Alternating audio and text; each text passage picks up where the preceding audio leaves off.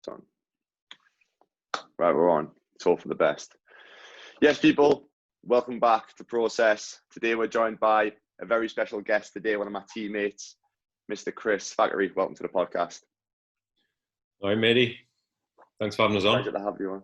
No worries, mate. It's an absolute pleasure. Because it's always interesting because we know each other through football, but we've only been, playing together for a few months. So it's quite nice to get to know you a little bit more. And obviously for everyone else listening, know a bit about yourself and obviously the big career that you've had over how many years have you been playing? When did you first start professionally? I moved to Italy when I was just 18. 18. So, yeah, obviously we'll get into the whole Italy thing because beforehand, like just going all the way back to the start. When did you first start getting into football? Because you're a local lad as well, aren't you? From the northeast originally, or are you not? Or am I incorrect? Yeah, I grew up in Chesley Street, Right. and I'm the youngest of three brothers. So I think that just helped us playing with them and competing with them and getting pushed around and playing in the garden. And from then I just got into a little Sunday team like most lads do at 9, which was actually a bit late, really. Normally, if you see them now, they're like 5, 6 doing little camps and things, and I hadn't done anything, so I didn't even know if I was any good. But I got in and got scouted by Newcastle within the year. And I ended up being in the academy for about 7 years until I was released at 16. Yeah. So was it a similar sort of, to be fair? Yeah. So similar sort of thing to me though, in terms of like I started probably football boys club at like 9, but I went striker for 1 game, moved back to centre half, and then was in goal after that. So obviously it's just really natural regression. In 2 games I got stuck in there, but like same sort of thing. Was it the same sort of setup was when I was there in terms of there was like a development centre, and then you got kind of in the development centre, you went into the academy. Was it the same sort of thing then, or was it different back then? We were like the last year of the School of Excellences, and then it became academies. Right. So it just kind of started when we went in. And yeah, it was like every year you got assessed and got through, and you had to get. It was quite a, when you look back, it was a really high pressure situation for young lads at that time. And it's probably shaped me as a person, being analysed and criticised and trying to reach goals. From that age, it's like you just become kind of immune to it, and it shapes you. Always trying to reach and push and be good enough. Like that's how I view it now, looking back. Yeah.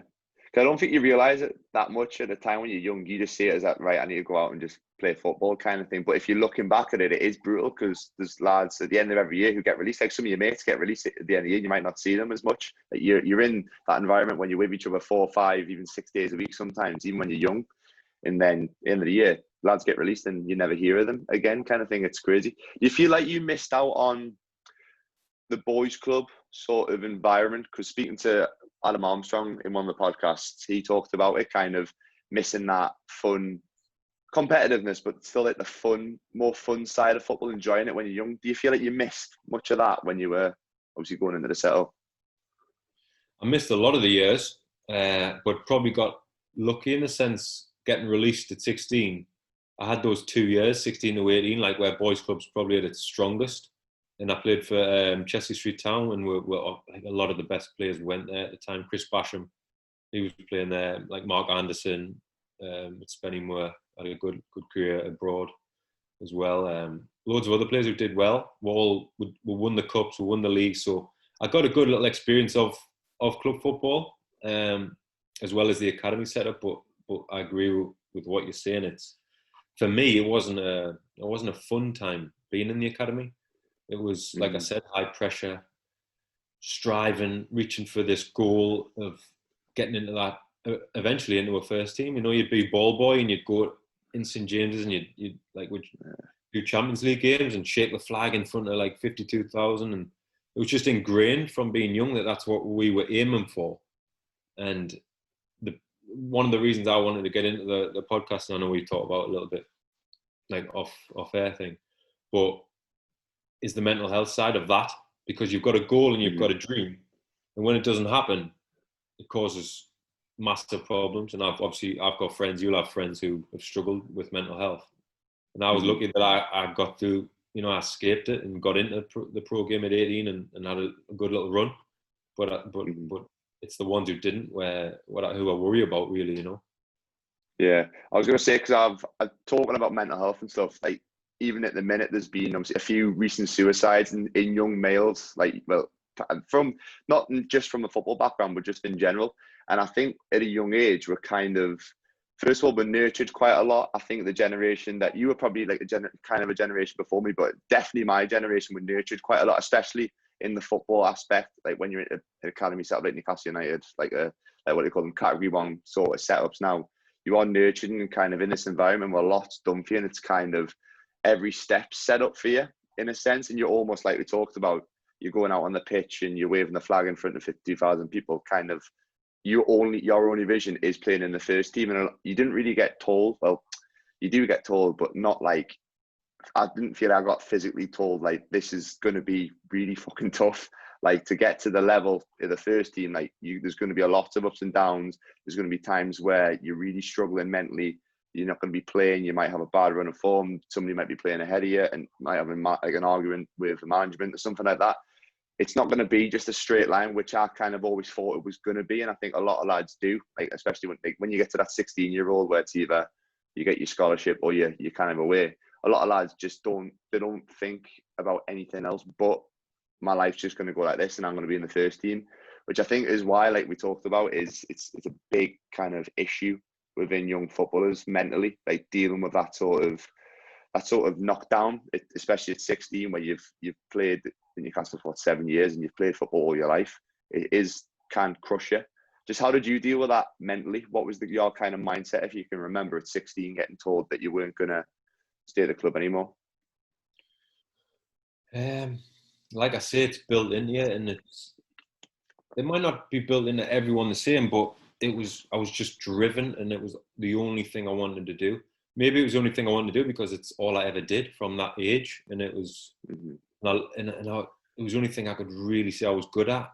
So, and obviously it's a really attractive career and thing that you've got to aim for. So I was just focused. Even when I got released, I knew I was underdeveloped and I wasn't as strong as the other lads, and I was starting to get pushed around. I was late into puberty and filling out and all that. So I kind of knew if I just kept going and pushing, and me size and height and strength would come.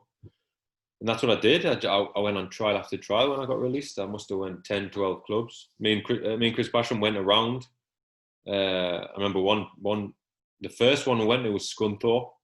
We drove down like Christmas time, freezing, frozen pitch, like a trial game. And we'd come from Newcastle, like, they were in the Champions League at the time, a big club. We thought we were the shit, really. Like, of course, we can walk into Scunthorpe. Like, you put us both in centre midfield. We both got hauled off after half an hour. And I remember the manager, at like half time, he went, if you think you can come down here and just walk in, you need to really have a good look at yourselves and understand it's going to be a battle from now on. And it was just a big slap in the face and a realization that, it's going to be tough. But kept going, trial after trial after trial, rejection, and it's just, honestly, just to keep going that gets you through. Not everyone, I'm sure there's a lot of lads who've kept going and never got through, but it's the only chance you've got when you hit and reject. And that's when people go, right, now I'm going to go and work in Nissan, or all respect to people who work in Nissan, but like, I'm going to go and be a plumber. I'm going to, the change, because they're just sick of the rejection and the stress. But I got the break at the very, I was going to go to America on a scholarship. I'd signed it. I was going to go away and, and try and get through that way. And just before I left, that's when I got picked up. So, like I say, I got out right at the last minute, as did Bash. Not to mention him again, because, he's got a big enough head. But he got out at the same time. Yeah.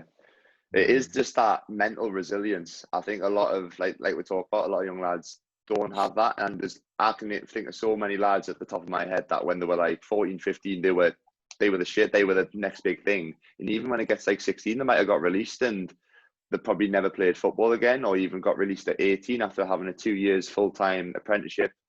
having tasters with the first team doing this, and then they just sack it off completely, or they just go and play like an Alliance League or just with the pals on a Sunday morning sort of thing. It's crazy kind of how the people who have got that mindset, it kind of shows, even if they don't kind of make it within the first 5 years of the career, they might make it down the line. Like if you do have that kind of passion for something, you do kind of see yourself pursuing something, and you have that mindset, like just go for it 100%, even if you get rejection after rejection after rejection, or even injuries. There's a lot that comes with, especially football. You're bargaining with your life in a sense, because it's a tough industry, but just you've got to have that resilience and that mindset and thinking, not, you know what, no matter what they think, no matter what happens to me, if I get knocked back, I'm going to kind of take that as an opportunity to build my mental strength up, and then take it forward and keep pursuing the career.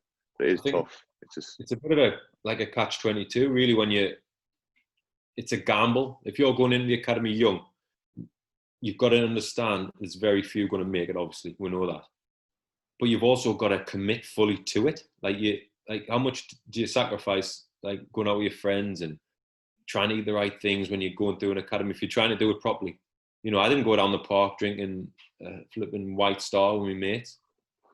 Not that I want to do, but I missed out on all those things because I thought I was in the back garden doing keep-ups in the flipping against my little rebounder thing. You know what I mean?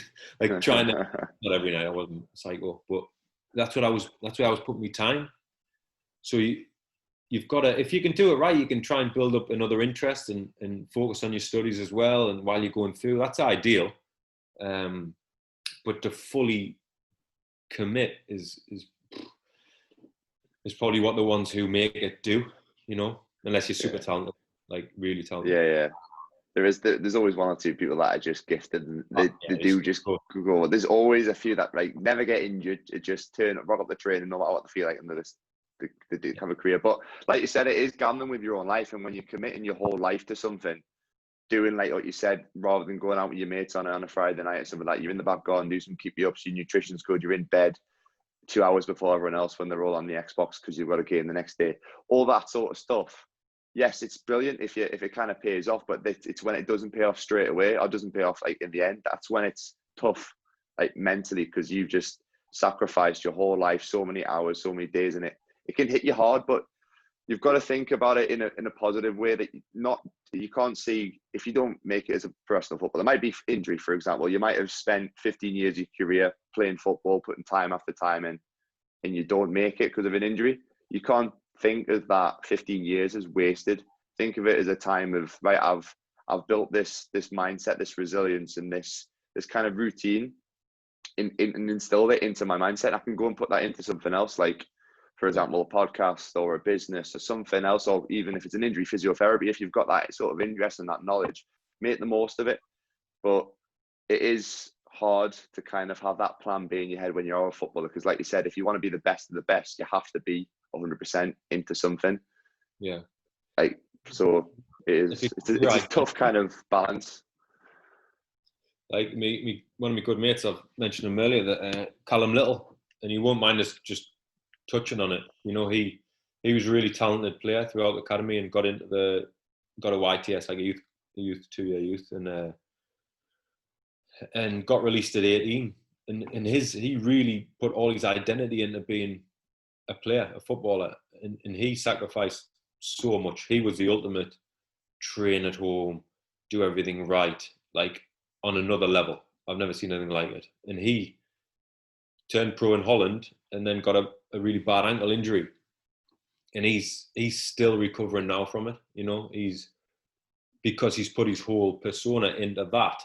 So now that hasn't happened, it's finding out, like, what do I do now? Who am I? Like, well, if I can't do that, and everyone I knew growing up saw me as that, what do I do now? Where do I go?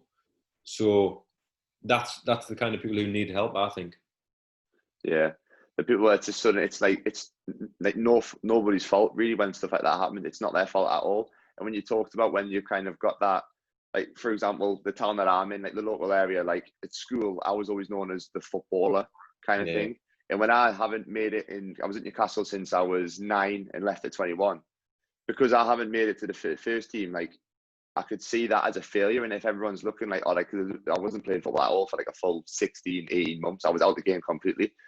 People could think like, oh, no, it's just a failure footballer, failed footballer kind of thing. Like my mates say to make out of us sometimes for it, but it's a bit of banter and stuff. But like that can massively affect like someone. Like when you've put your whole life and your whole energy into something, and that's your kind of, that's your label in a sense. And when you haven't made it, it can just completely wipe you out completely. So you've got to find that's something else to put your mind into. But at the same time, like we mentioned, you've got to put your heart and soul into what you do to actually get anywhere. So it's a very tricky situation. It's the gamble that you take on your own life, in a sense. But we'll come back to that right at the end. I want to talk a little bit more about you, honing on you a little bit, mate.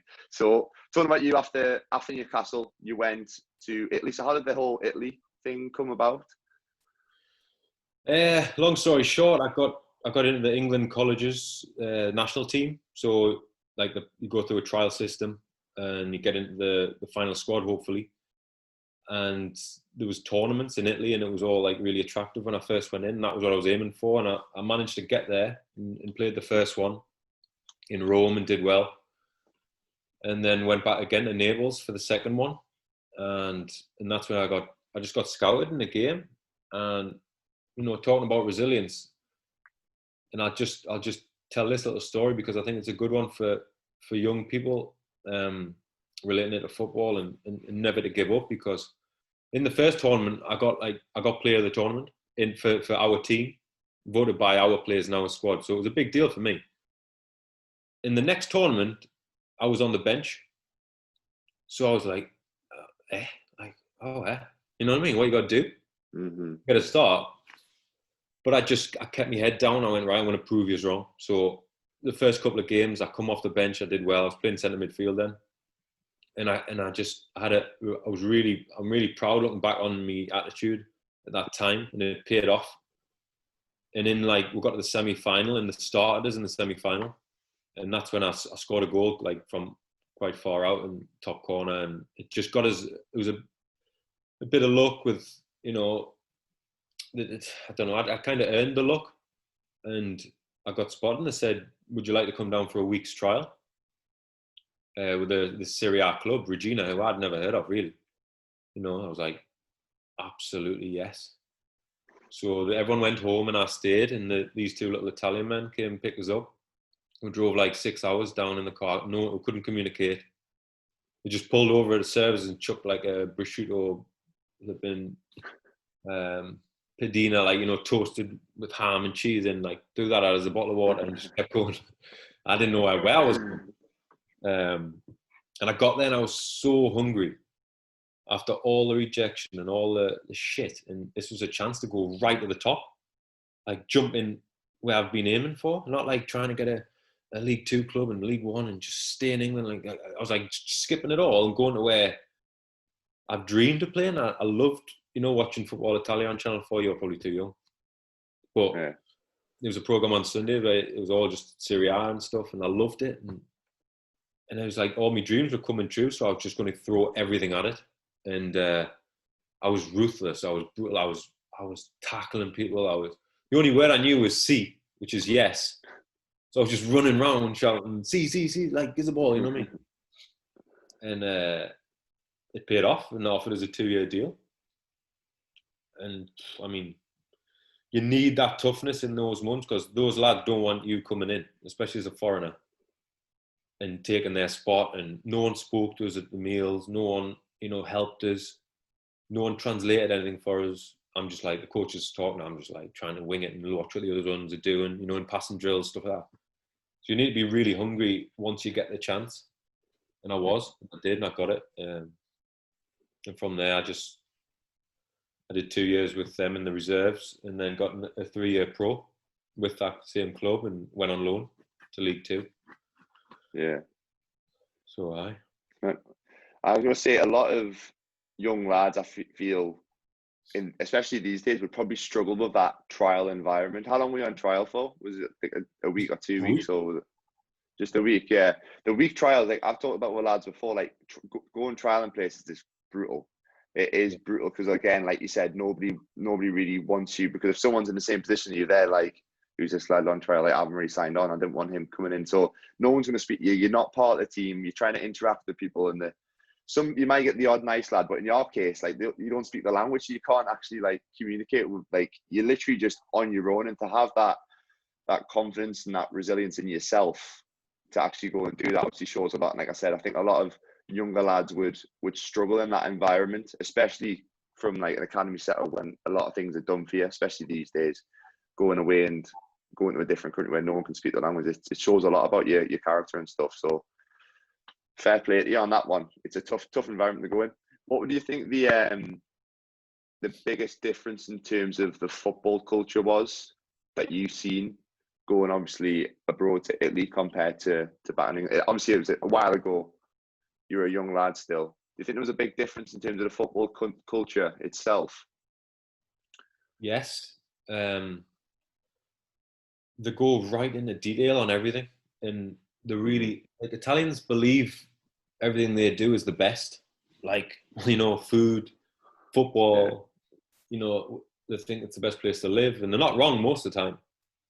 And there's a real culture around the football, how you do things, everything from how you eat, how you warm up. We did so many technical drills, like, we're like 18, 19, 20, like on the cusp of the first team. And there was a huge concrete wall. Every morning would be out there with these little blow-up penny floaters, just doing technique, like left foot, right foot volleys, like laces, like heading it off the wall. Just, you had to do that before the warm-up. Yeah. And when people say your technique's kind of between a certain age, you can develop it. But we were still going at it at that age and sharpening it up, and you really did see improvements, like.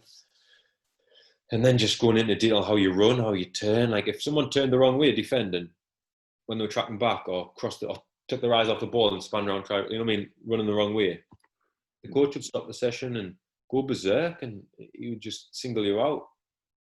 It was a full team effort, like tactically. You had to pull your weight for the team. Where in the academy in England, when I look back, it was, I don't know what I actually learned. I learned intensity, and we did a lot of turns and passing. I can't really remember being taught specific things which would actually help us in a game. Yeah. Maybe I'm being harsh, and it's a long time ago, but I didn't. That's what I remember thinking that.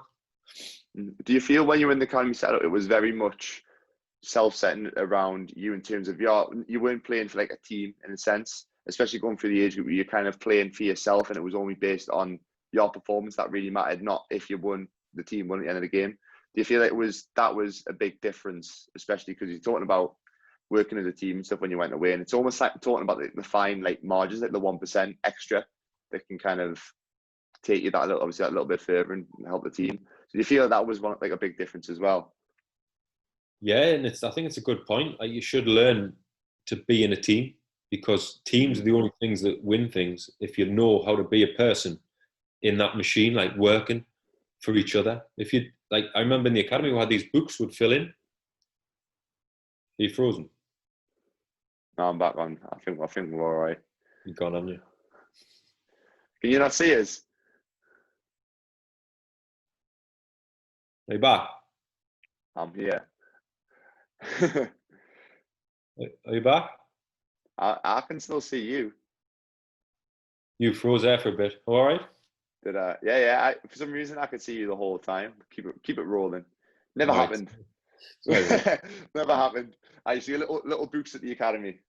I also had, like, on the bus on the way back from the game, you'd have 1 to 5. You'd ring what you thought you did well, and so it was all individual, like you thinking about you, which is, it's not going to harm, but real. Like, when I went there, I realized if you don't work together, you are out. If you couldn't fit into what the coach wanted, you were out. And that wasn't just on the pitch. That was in the where we used to eat. We'd all be eating on a long table together. You'd have to mix. You'd have to talk. Everyone ate the same thing. Like, you didn't wear flip flops walking around outside. Like, you had to wear trainers. you couldn't wear like them thong flip-flops in the showers. They had loads of these little rules and conditions, which actually build team spirit. When everyone's following the same rules, there was like a phrase on the wall, I'm not going to say it. It's in Italian, I don't know. But no, but that's what their focus and their philosophy was. You know, everyone follows the same road. They'll build team spirit. Yeah, I feel like that's something that's kind of lost in young. Even speaking to when I had Peter Ramage on the podcast, and I've had Carl Bell as well, who was the goalkeeper with Rami, and they were talking about what it was like back in their era at Newcastle, and everyone dug in. And Rami mentioned a lot about like, the All Blacks mentality, like sweeping the sheds, and everyone digging in for each other. And I think that's something that's lost. I remember when I was at the academy, when we were scholars and we had little jobs to do, there was lads who would always slack off. And like it was just simple things like make sure the change room's tidy before you leave, like put your boots on the peg, like make sure the towels are in the bucket. Like lads wouldn't do it, and it would piss me off so much. It's like a simple thing. Like if that's not done, we're not leaving. Then like there's always one or two lads that are going around clean up after everybody, but it shouldn't be like that. It can't be like the same 2 or 3 lads sweeping up after everybody.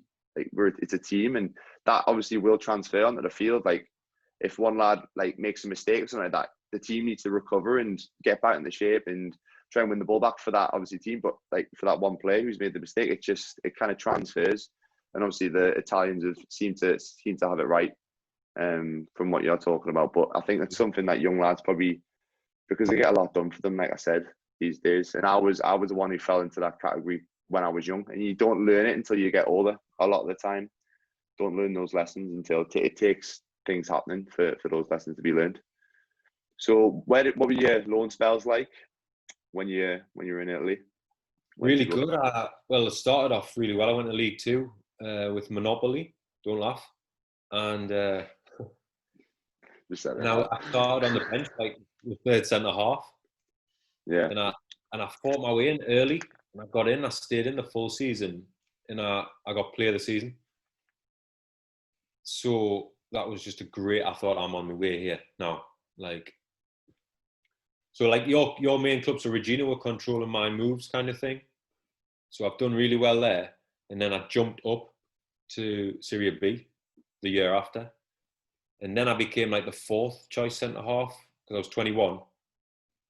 And the 3rd choice was Fabio Pisacane, who he's now played the last 4 or 5 years in Seria A with Cagliari. Like he was where he went on to do incredible stuff, you know. He's still going now.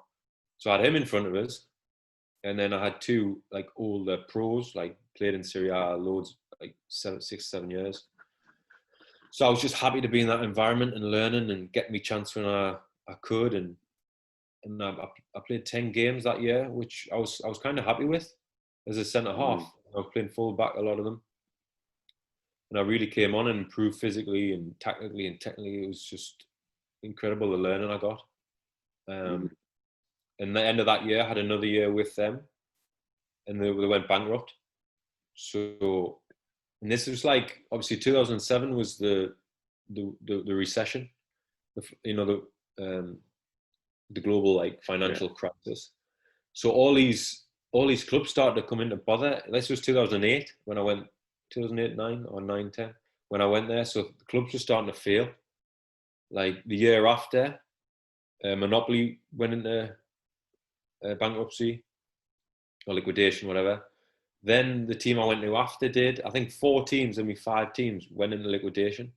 Well, I hadn't gone down. It wasn't like it failed and then it just went down to the 5th or 6th tier and had to rebuild again. So it was just a terrible time for clubs financially. Yeah. Did that give you a chance with which team were you signed with at the time? Was it still Reggina? Is it Reggina? I don't know if I'm butchered the name out there. They went into bankruptcy, Ancona. So I went to League One. A League One team bought us for like a part ownership thing. And there, it didn't go well for us. I got ill and I didn't start the season. Actually, again, name dropping again. Luca Cepitelli, who's the captain of Cagliari now, he took my place, and I couldn't really get back in. I played 15 games like in before January, And then I went to another team in the same league with a lot of actually high-profile players, but they were struggling. They were near the bottom. I went to Kozenca, where Pavel Cernicek played there, actually. Yeah. Newcastle legend. And again, they went into liquidation at the end of that year. Yeah. So it was must have been tough. Yeah, I was going to say it must have been a tough mentally. I was going to talk about, obviously, you had that year when you got Player of the Year when you were on loan. What helped you as a young lad in terms of confidence going from game to game, obviously breaking into the squad and then playing? What helped? Was there anything you felt helped your confidence, or was it just purely from having a good game and then it led on to the next one, or led on to the next one, or was it kind of up and down throughout the seasons, if you can remember? It was just, again, real hunger. Mm-hmm. Like I wouldn't be intimidated by anything, or in training I would really show that I want to play. Like I would get into a lot of bother in training, like, you know, a little bit of like fisticuffs now and again, because I was going in hard, and I was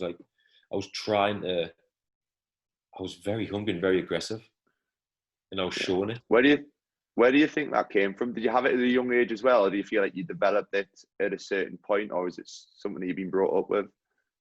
I've always been like hungry and like never gave up and battled till the end. But if I'm honest, the aggression came maybe a little bit because they didn't know me in the whole English, you know, like tough English players, which I probably wasn't. I was like a midfield player who liked playing passes and stuff growing up, and doing too many Cruyff turns. You know what I mean? But they didn't know that, so I kind of became what they thought I was, and I kind of became that player for real. You know, aggressive and no nonsense, and then I obviously went back in the centre half, and I had to be even more so a player like that with those characteristics. So I kind of became the persona which they put on me, and I put on myself. You know? Yeah. Fresh start, a chance to have a fresh start and create a whole new identity. Yeah, identity. Yeah, I was going to say that probably did help. Do you feel like you would develop that mentality eventually playing in England, or even if you were say, like, you can never say what would have happened if, but if you stayed in England, say you got a scholarship in Newcastle, do you feel that you would have got that identity, or do you think it would have kind of not softened you, but not created you like the mentality that you had, a kind of hardcore mentality sort of thing? I think you've always kind of got it, and I had it when I was 9, 10 in the, you know, going into trial. Like I had, like, but as far as the player you become, I think I wouldn't have, because there's already a lot of players like that in England. I wouldn't have been able to compete. There's too many of them. I would have still been trying to be that midfield player who plays passes and sits in front of the defence. Like, there, I had a chance to be the English, like, you know, the English warrior, who they didn't know, and I lived up to it for quite a while, you know. Did the fans like that? Were the fans kind of supportive? Yeah. Especially that first year, it's embarrassing. I'll get some stick for this, but like they would call us the wall. Like they'd hold signs up and that. Yeah. Like, you know, the wall with a big white banner, and I'd go to like the ultras, you know, the ultras, the fans, the crazy fans. Like I'd go to their little hideout thing where they all drink and they've got scarves everywhere, and I'd be like, because they'd ask questions about hooliganism and English rivalries, and they just warmed to me, and I fought for them on the pitch, and it was a really good time for me. That must have boosted your confidence so much, having that kind of environment and support from the fans as well. It must have helped you a lot. It was incredible. I don't think I had a time like that again, to be honest. It's almost as I peaked too early. Yeah. I never really got to those levels again, as far as like a relationship with the fans, but I'm really happy that I got at least to taste that, you know. Yeah. It goes to show though how much like fans and the support network you have around you. Obviously, you go into a different country. We'll talk about obviously what was it like living there and stuff, but going into a different environment, if you've got the fans behind you supporting you, you feel kind of part of that environment straight away, it'll just help your confidence massively. Like, it's like fans these days, if a young lad comes on, maybe his first few games, like that sort of encouragement, not just with the fans, but the teammates of it, that will obviously boost the young lads, like, confidence. Even if he does the simplest thing, right? Like just switches the ball well or something like that, or like has a shot, it's on target. Like that sort of encouragement, like fans saying well done or whatever it is, will help young lads a lot. Because I think you can get some brutal fans these days, especially well, to be fair, especially in the northeast, the fans can be very brutal. Oh, if you want to talk about brutal fans, it's like Italy was incredible for that. But to be fair, non-league football in the northeast is brutal because you can hear them, you can hear everything, and they're close to you, and they speak your language, as in, you know, it kind of stings a bit more because they're like you, they're from where you are, and it's horrible, really. As a foreigner, you hear things and whatever, but it doesn't hit you as hard because it's just like, you know, foreign swear words or whatever. But as far as the hooligans, I think it was the first derby we played in Monopoly. I still hadn't broken in. It was the third game or something. We'd lost the derby, and the fans on the curva, you know, where they all go, the ultras, the fans. Yeah. They called us over at the end of the game. We lost 2-1, and I had like bats and they were going mental, and they were like, "Take off your shirt, lie them on the grass, or we're going to come over." And I'm like I don't really know the culture. I don't know. And I'm like, no, I'm not taking them off. And one of the ones who I had a bit of chat with, who was in the crowd, was going, seriously, take it off. Like, take it off. So, and everyone's just taking them off straight away. Like old pros that played like high levels, like they're just taking them off. I'm like, what's going on here? This is mental. So it was like, it was symbolic, like how powerful they are. They stripped us in front of everyone. Well, just top off. And we'll lay them down, and we walked off with our tails between our legs. And the Monday after, the head of the ultras came in, burst the door open, threw the black bin liner on the floor with all our strips in. He was like, sort it out quickly. We're only 3 games in. We lost the derby. It was like a wake up for us. And I'm 20-year-old. I'm like, what is this? So there I was already sharp, like, I'm not making no mistakes here. I'm fighting here. These are crazy. That'll make you switch on like hella quick if something like that happens. Yeah, 100%. Sometimes you need that though, don't you? Sorry. It's like it's almost like you're threatening for your own life at that sort of point when people are coming in, kicking the door down, and you have to take your top off and stuff like that. It's kind of quick lesson learned. Don't get beaten at derby. Simple. Oh, but even if you got beat, you couldn't go out to the cafe or like in the centre and have a walk around because they're there and they're on you and they talk to you and they say stuff to you, and it's like you're going to get into altercations all the time. Mm-hmm. You know, like I remember once I was in the supermarket later on, a few years later, and it wasn't going well and we weren't winning games, and he was like, he come up with me trolley and he was picking out stuff in me shopping trolley, like I had a frozen pizza in there and some oven chips and that, but they weren't even really for me. Like, and he's going, oh, this is why we're getting beaten. We shouldn't be eating that. I'm like, whoa, like you can shout at us in the ground when you've paid your money, but not in the supermarket. Like you're getting into these sort of little, like threatening little moments because they're so passionate. They've threatened players. They told one player if he came back after Christmas to break his legs. And this player played high level. He was 35. He hadn't scored. I think he scored 1 before Christmas. And they blocked him in the cars and went to his window and went, don't come back. He didn't come back. This professional football. He isn't coming back for the second part of the season because he's been threatened. Yeah. It's incredible. What was the management say about that in terms of the club? Are they kind of with the fans in terms of like whatever they say goes, in a sense? They keep the fans on side so much at this very club because it was going a bit bad, and they let the fans in to a closed, like it was a closed training session in the stadium. They let them in to let off steam, so that they didn't do anything else more serious. So this was like one of the worst experiences for me. we're training, we're playing like a possession game or whatever, and they're just there, just insulting. They're there to insult us. So whoever got the ball would just be getting abused. Like your mum, your sister, your girlfriend just going in on you. Like, you didn't want the ball, we're playing one touch. Like, you're just trying to get rid of it quick. It was horrific. And then we'll come off and they're throwing like bottles and like pissing in bottles and throwing it. Like, this is to calm them down so they don't do anything like smash the place up and that, and or get us like when we're on our own and stuff. It's crazy. Yeah.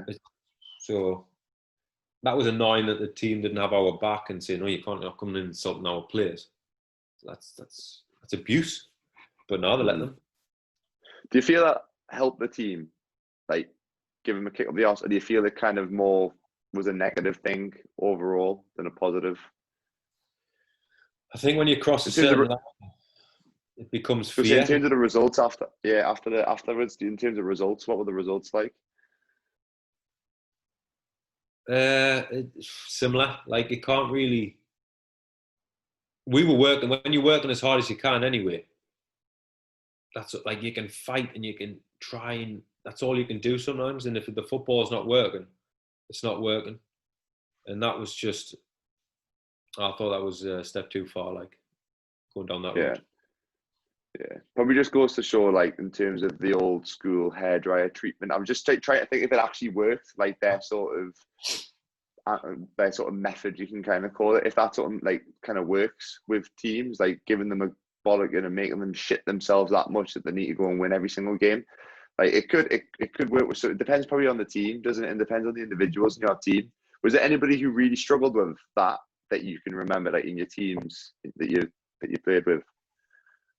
Oh, a lot of young players, they couldn't deal with the pressure, and a lot of them would get picked on as well. Like, even some of the older players, like an older player I played alongside, he was taking a lot of it. Like, even in the paper, they would go after him in the, like, with the scores, and he really didn't enjoy that year because of that. And he wasn't particularly playing bad, but they sometimes just need a villain.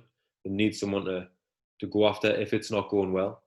And if it is going well, there's someone who's the god of the team. So they build him up. You'll not pay for food in the city. You'll not, like, that's the way they are. They're very emotional. One way or the other.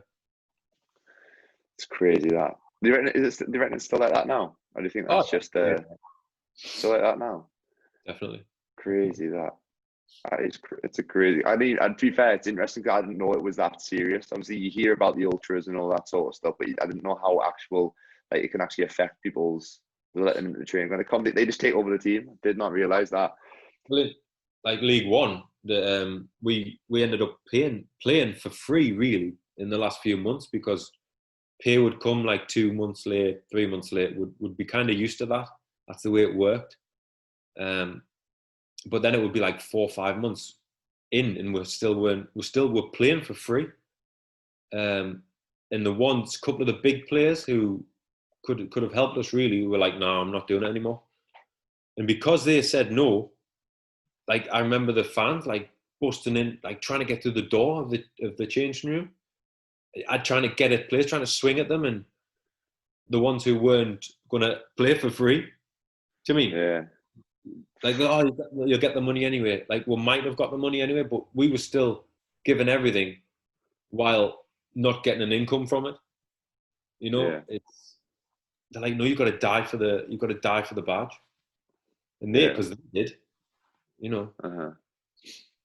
It's crazy. It's crazy. Like, people put so much effort. Like, even see it these days. Like, obviously not to that level, but like Newcastle fans and stuff, they put the heart and soul into it.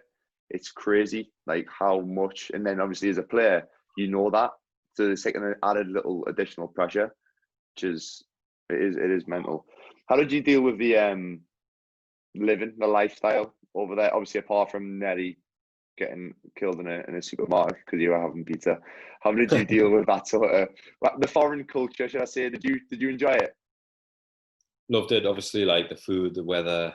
I adapted to the heat, but I loved the heat. Like, I was redder than a tomato every single session. Like, but I was just dripping with factor 50, but I got used to it. I acclimatized and I loved it. The culture, the food.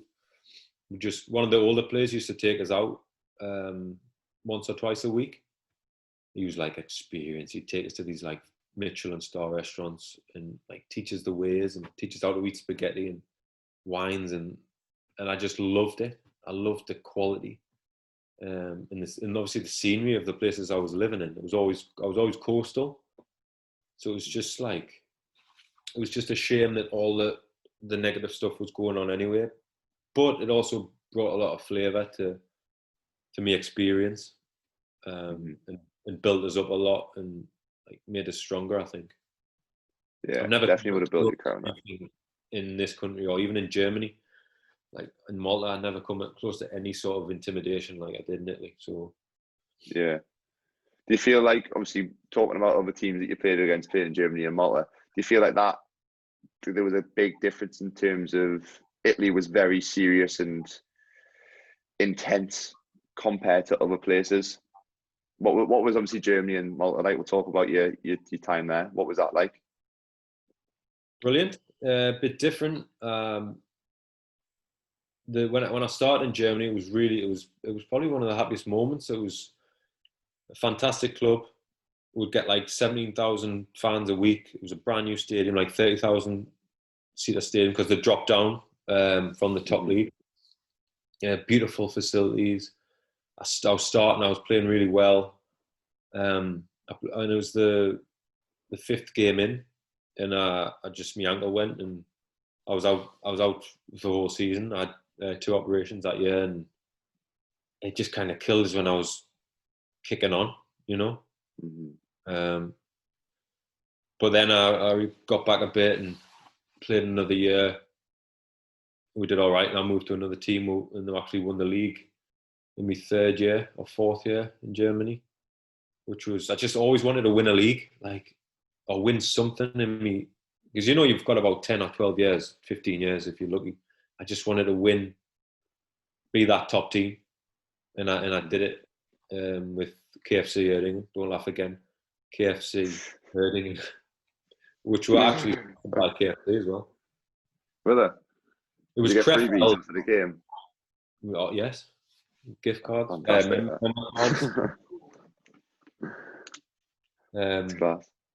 But no, like, it's just like, obviously Italians cross the line. They break boundaries. That's why they've got nets and fences and poles up, which actually I think affects them more, because they can bang against them, and in England there's no barrier, so people don't really want to actually step over. It's a funny thing. But I had both my girls, my daughters were born in Germany, and I loved the country. It was clean and everything was organised, and you got paid on time, not like where I'd come from. So it's just, again, a really wonderful experience. Yeah. How did you deal mentally with the injury? Obviously, you just briefly, I think we've talked about it before, but your ankle injury. How did you deal with that? Obviously, when things were going so well and you were starting this new team, new facility and stuff like that. How did you deal with that?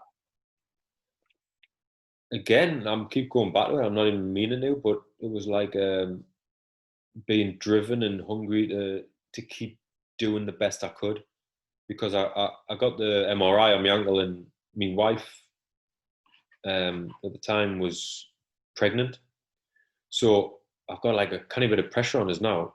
I've got what did I have? A 1-year contract, and I'm going to be out for most of it, and I've got a baby coming, and the doctor actually said I would maybe start thinking about another career, like doing something different, because you're always going to have pain and problem here. It's not going to get any better. It's like there's nothing we can do in the area. So it was basically like just cartilage is gone and bone on bone in my ankle. But I couldn't really accept it, and I just kept going, and he didn't do a very good job. And after 4 months, I had it done again. I had to go back, so I really fought back and did everything to get out my first operation. I'd never had one before, and I did everything right. Got back, and it wasn't done properly. It was still hurting. It was still bone touching. So I had to go again, go back. I got a different doctor, and he fixed it a little bit better for us. So at this point, I've got 10 games left to win a contract, like earn another year. And I played 5 of them.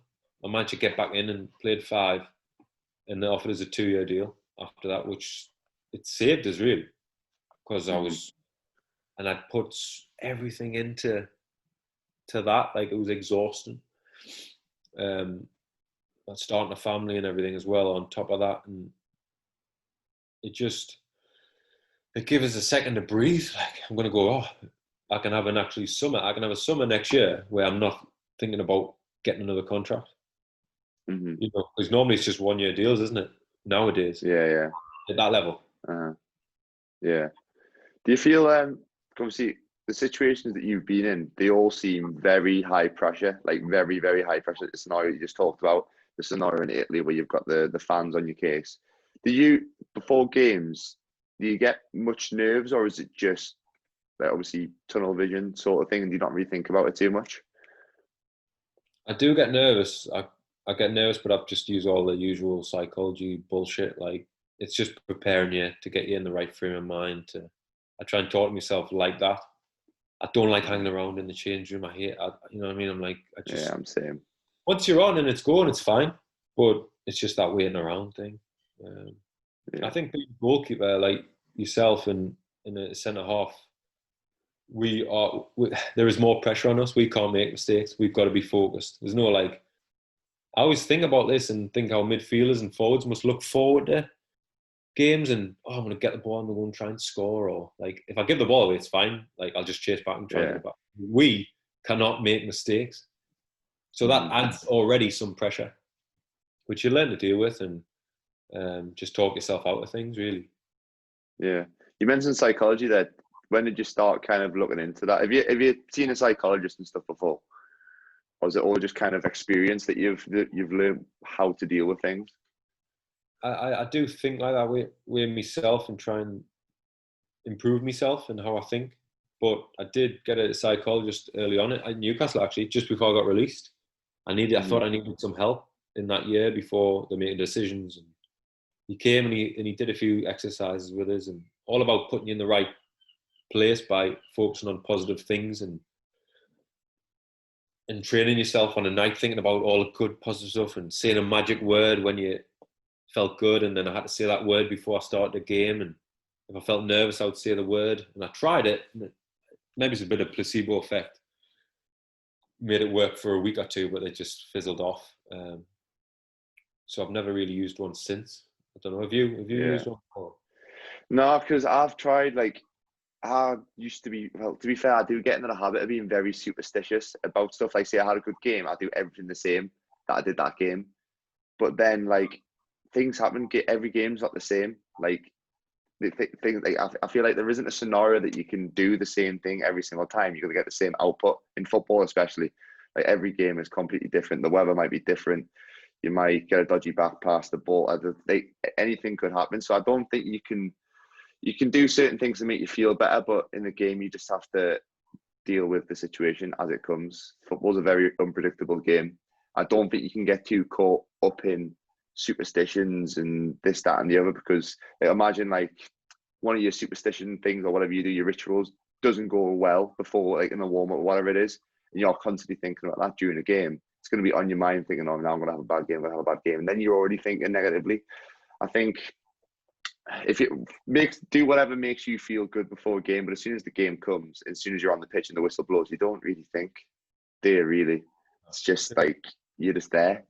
I'll be a dick. I'll be a show-off dick. Go on. I'll give you a phrase in Italian, which that player, who Fabio Pisacane, who went on to do really well, he told me this when we were talking about it. Like, some players were putting the boots on, like left boot first, right foot, and he said, "Le scaramanzie condizionano la vita, siamo noi I padroni del nostro destino," which means the superstitions condition your life.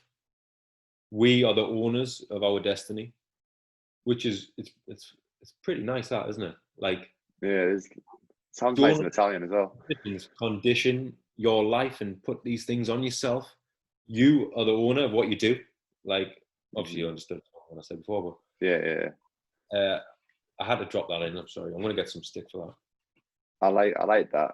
I want to get that and put it on Instagram when it comes. You have to translate it for me when it comes on. That's very nice. It is true though. Like you said, like if you're in, what's that? Get a tattoo of it? Get a tattoo in it. I know. I'm gonna have to do it after this podcast now. This podcast gets more than 1,000 views. I'm like, no, I'm not gonna say that because it might do well. Easy. We'll see. Easily. But no, it is exactly right what you're saying. Like you can't look too deep into things and worry about like it's like worrying about the future and stuff like that. Like you're in control of what happens. Like you can't worry about like I don't know, like it's like my girlfriend worries about if her daughter or son, whatever, is going to be okay. But like we're not even like at the stage of having a kid, sort of thing. Like you can't worry about the future. You just gotta accept what happens. Things might happen, like COVID, a virus, for example, might happen. You can't think like, oh, right, if I start a business now, something might happen. Or if I go and try and play football somewhere, you just gotta just deal with it as it comes, I think. And I've probably learned that because, like I said, I used to be very superstitious and worry about this, worry about that. But you just got to kind of relax. Some days will go bad, some days will go good. But as long as you're doing everything you can each day, like consistently, then in the end, overall, good stuff should happen. I think so. I like that. Again, I like that little phrase though. You're gonna have to, what was the guy called? I want to Google him after. Fabio. The phrase. There we go. Everyone listening. There we go, perfect. So, talking about one thing that you mentioned, obviously, when I first asked you to do a podcast, you just mentioned a few brief little things. You put injuries, divorce, and tragedy, which is something, if you don't mind talking about, obviously, dealing with divorce and tragedy within your life while playing football. Do you mind talking about it? No, I'm pretty open about it, really. Obviously, not going into too much detail, but like, I mean, the problem with this is, or maybe why it's all right to talk about is because, like, sometimes bad things happen here, and obviously we all know this. Things happen to everybody. I just kind of got quite a few all at the same time, and maybe one affected the other, and I'm not really sure why some of the things started, but as me marriage was breaking down, me older brother got ill. He was 36 at the time, I think, and he was given a year to live basically with a brain tumor. So, and he was the person who I would call. You know, everyone's kind of got a person who would ring up and ask advice, and every contract I'd ring them. And if I had problems in my relationship, I'd ring them up, or just for a laugh. We're on the phone every other day, really. And he was important in my life, and that happened. And that was like in my fourth or fifth year in Germany. So while that's just starting to progress and get worse, my marriage was breaking down, and at the same time, I just had my knee operation. So it would actually gone up a league as well, and things were going well football-wise if I'd got myself back. And I came to the decision. It was November time that I just had to stop. Like I couldn't. It was the first time where I would train and I would make a mistake in training, and I would just completely stop. I would just stop on the spot. I would walk. Like you don't do that. You don't do that. It's your job. You're getting paid. You be professional all the time. It was getting to the point where I wasn't being professional anymore because I didn't care. Like I had other things that were just made everything else seem so tiny. I couldn't function. I was trying to be brave, and I was trying to, but I was just breaking down. Not emotionally in front of people, but me energy and me will was gone. My motivation was gone for football, and probably in my relationship. And I left. I managed to get a couple of months' salary, and I left Germany in November to spend the last 7 weeks with my brother. He was close to time off in a hospice, and we're there every day. The whole family was there, and that was my full focus at that time. And unfortunately, we did lose him on Christmas Day, actually, which is horrendous. But, and I'm not trying to make a big like sob story. It's just this happened, and it was real, and I never expected this to happen. So you end up with your marriage breaking down when your kids are with the mom, and you're trying to see them and trying to sort out while dealing with the emotional shock and stress of my brother, while completely just dismissing my career. Everything I'm about, everything I've worked for, everything I've pushed for, I don't care anymore. I don't want to play. I'm done. Like I just came home and got through that, and I just had to think about it after, that I can't stop. I can't give up now. Like I can't change careers. I've got to try and have another go, have another last little push to see if I'm up to it or not. And I got an offer from Malta. I went in like middle of January time to try and get in the UEFA Cup. They were battling to try and get in. They were like third or fourth, and I went and I stuck at it, and it was probably a good distraction at the time, away from everything. And we did qualify for the UEFA Cup. I never got to play in it, but it was still like a mini achievement for us. And after that, I was like, right, I'm done. I'm coming home. I've got to be close to my children and try and focus on a new chapter, a transition into a new life, because I can't push anymore like I used to. I can't do it. I don't. And I went to Spennymoor. You know, Jason Ainsley gives an opportunity, and I did give everything to Spennymoor, and we did well. Like I played 30 games, and we got to the final of the playoffs, nearly getting into the conference. But I wouldn't say I was a shadow, but I wasn't where I've been at before. And I'm actually trying to get back mentally to where I was, you know, when I'm actually training, when I'm on the pitch. But it's been a battle. And I think it's just a lesson to people, you know, things are going to happen. They might not all happen at once, but bad things will probably come. It's a bit freaking doom and gloom, isn't it? No, mate. It's positive because I've come up. This is the stuff that needs to be talked about, though. Like, we appreciate like you talking about this stuff, because a lot of people think that they're the only one who goes through stuff, and like what you've been through is like, it's not just one thing. It's like a number of different things at once, and it goes to show you needed to get rid of one of them things, which was football, unfortunately, to obviously get your mind in a place. And people feel like they need to take everything onto their shoulders and keep it all in, and not actually talk about it and stuff like that, which is, it's just the wrong thing. Like, you can't, when you're in a mental state, when like tragic things happen, like you talk about divorce, family members, like you can't have all that weight on your shoulders. You can't keep carrying all them things, and then trying to obviously carry, like at the moment you were trying to carry obviously 2 daughters, and then your brother, trying to obviously look after them. You can't then go and perform on the pitch because you're not in that mental space. Like, sometimes you need to knock that thing on the head. It's as sad as it is, and that's the reality of life, because it could have got way too much, which is obviously when you see the cases where it does get too much for some people. But obviously you've came out of it still here, and then obviously you went and played football, and you still a happy man now, and it's kind of built your mental strength. You can see that you're very mentally resilient after all the things you've been through, not just within Italy, Germany, and then obviously what just happened, but stands you in good stead for life down the line. And obviously telling your story can probably impact a lot of people, so we appreciate it. It's not all doom and gloom. No, it is. It's good to talk about. I think it is a positive outcome, and I'm actually coming out of the tunnel and getting myself stronger mentally and doing well in other things than football now. You know, I've got my job with Parkview, and it's going well. It's a great place to work, and I'm enjoying being out there and coaching and teaching. And obviously at Blyth, it's an exciting time if we could just actually get on the pitch and play, you know. Yeah. And I will be long, mate. Now and moving on, and you can come out of things.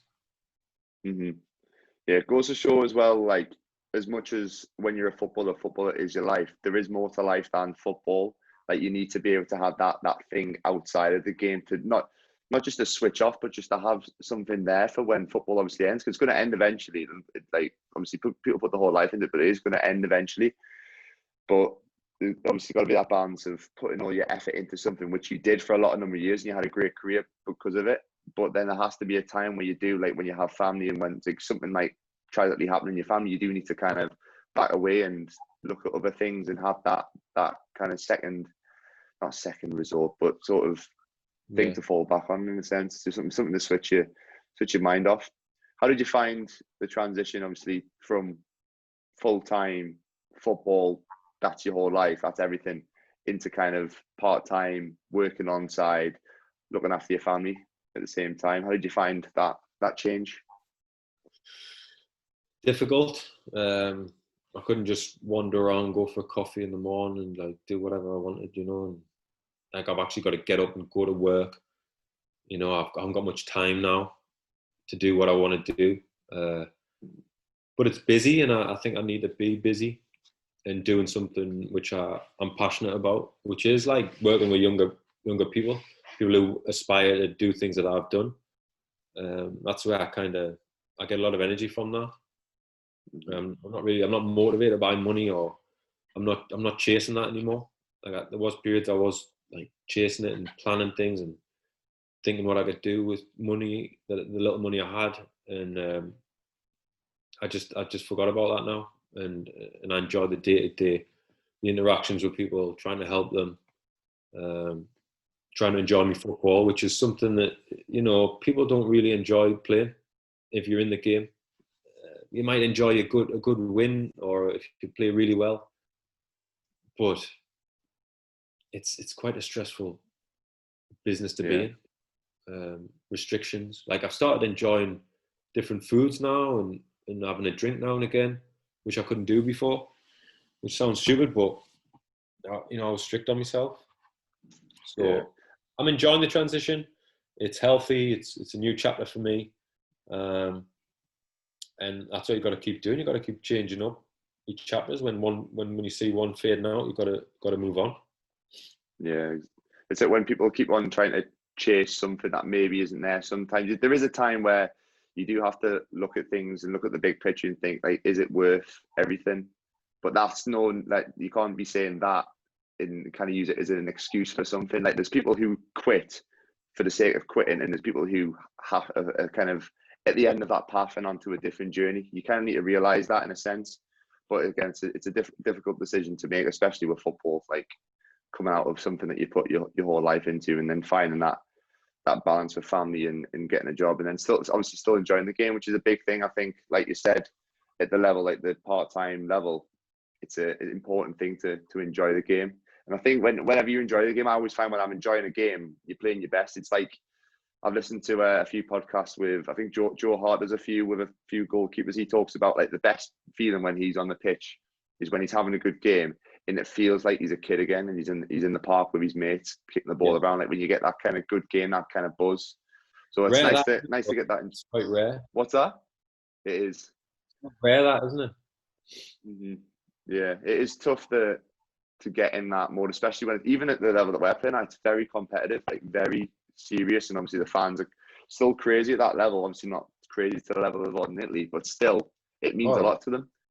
It means a lot, and you've still got to go out and perform, but trying to find a bit of balance of enjoyment, and obviously it is a job at the end of the day. It still is a job.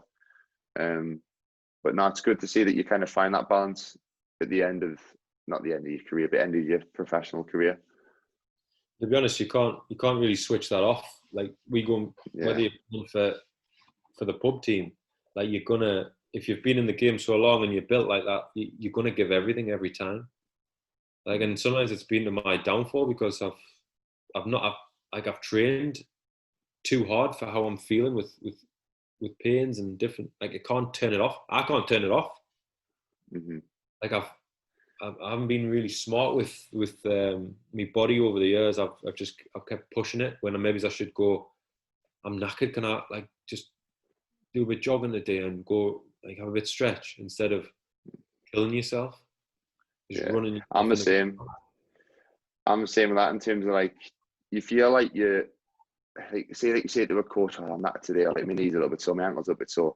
You're thinking that, well, to be fair, a lot of coaches might just think, oh, he just doesn't fancy it today.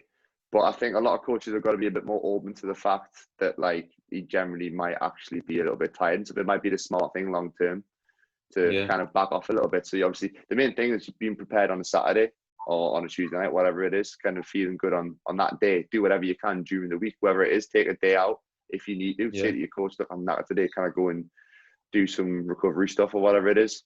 And I said that to a lot of lads because when I was younger, we were training a lot on the AstroTurf stuff, and I was doing like triple days. I'm up at 9 o'clock, like out at 9 o'clock doing some kicking with a squad at 10:30, and then they would be back out at 2 o'clock. And I think the wear and tear is obviously just caught up with us now, and I'm only 23, and I'm probably in the same state of what a lot of, like, there's probably pros who have looked after themselves who are like 35, 36, who are in a better state physically than me. But now I've got to do literally everything I possibly can to keep myself fit and stuff like that. But you got to manage it. It's a long but short career, and you've got to think longevity when you're a young lad.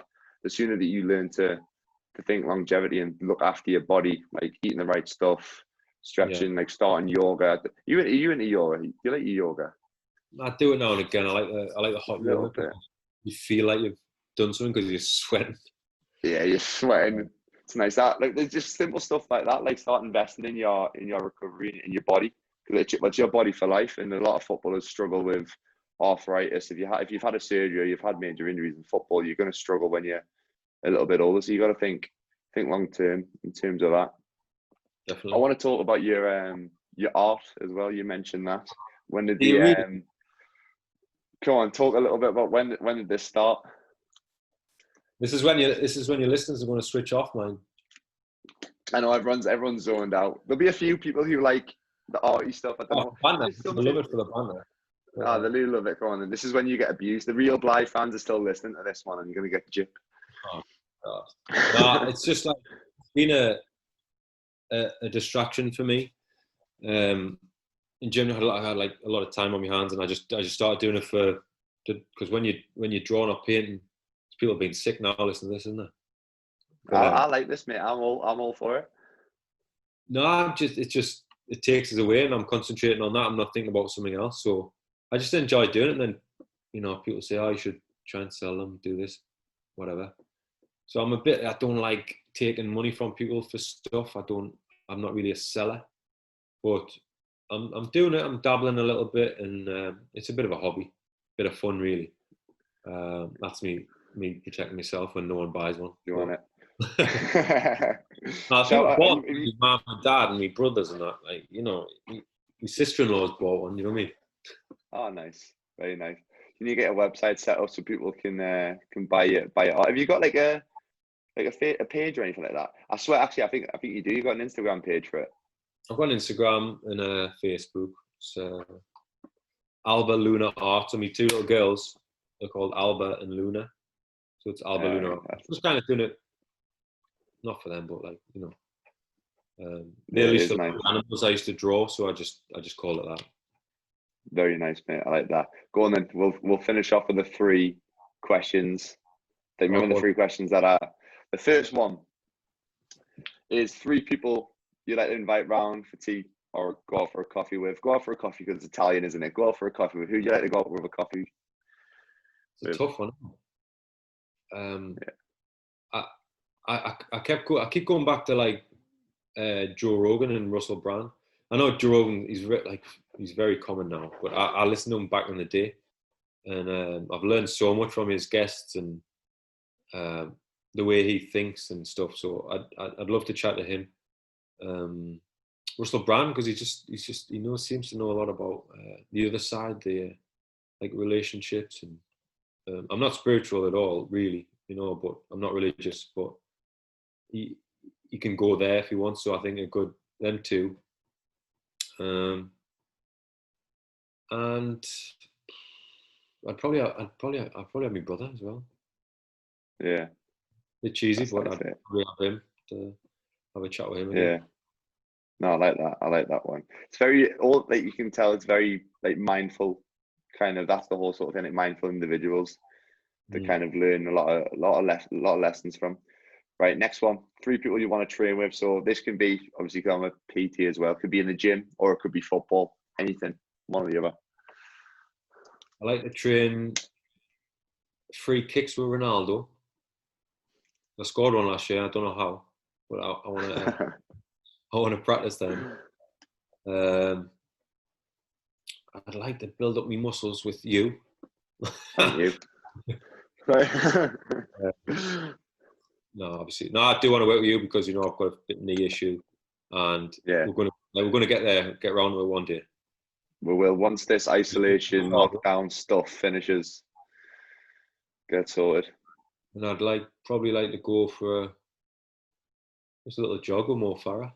See what I can do. See what I can keep up with him. Just a little one. How long I can run for? At his pace, I looked at his marathon pace was my 5K pace during lockdown. That's a joke, an absolute joke. What was it? What, my 5K? Aye. Oh, I think it was only like 22 minutes. No, I'm a keeper, and I don't run. 22. It was like 22:05, I think. Can't remember. Probably hang on to Mo Farah for like 4 minutes, probably 5 minutes, and then he'd just be off. Perfect. And then the last one, I might change it. We'll change it. We'll go. One thing you'd say to yourself when you were 60, you were that 16-year-old lad who obviously left Newcastle and you were playing locally, maybe around the time when you were about to go abroad. What would you say?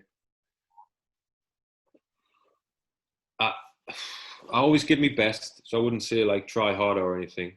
I would just say focus in on your strengths and where you think you can fit into a team and be like of benefit to a coach, because coaches want players with characteristics to fit into their style of play. So if you can really bring something and offer something to a team, like if you're a defender, you need to tick off all the boxes that defenders do and really work on them. I got distracted by thinking I can play midfield and playing right back and left back or whatever, and thinking I can go forwards and play passes, and I lost a lot of time thinking like that, where I should have just stayed and worked on things what a centre half does, and I think it would have helped us a lot. So focus in on what your strengths are, and really go at them hard, and don't try and be an all-rounder. I would say, you do get players like that. Chris Basham's one, to mention him again. But he must be paying you. Yes, he isn't, which he should be, because he's a wealthy man. Get on his case. But what you were saying there is exactly right. I think if you are the best at what you do, in terms of if you work on your strengths so much that you are the best person like in the league or in the country or whatever it is at what you do, then that's what you're going to be known for. Managers are going to pick you, and that's going to be your role. So kind of just cement that role, which I think a lot of young footballers, especially, to be fair, goalkeepers especially, try and do a bit of everything. Like, be fancy with your feet, this, that, and the other. Just like if you're like me, you're not as great with your feet as some people. Won't like work on the other aspects of your game and be the best at it, be the best shot stopper, be the best at crosses, be the best communicator, whatever it is, and just work with it. But you've obviously still got to have different aspects of everything, but the strengths, hammer them down and cement that position. But mate, it's been, go on, you're going to say something there. I've stopped you. Go on. No, we could talk all night, probably. We literally could. It's been, I don't know how long it's been, but it's been an absolute pleasure. I know that, and I appreciate you talking about all your stories and everything.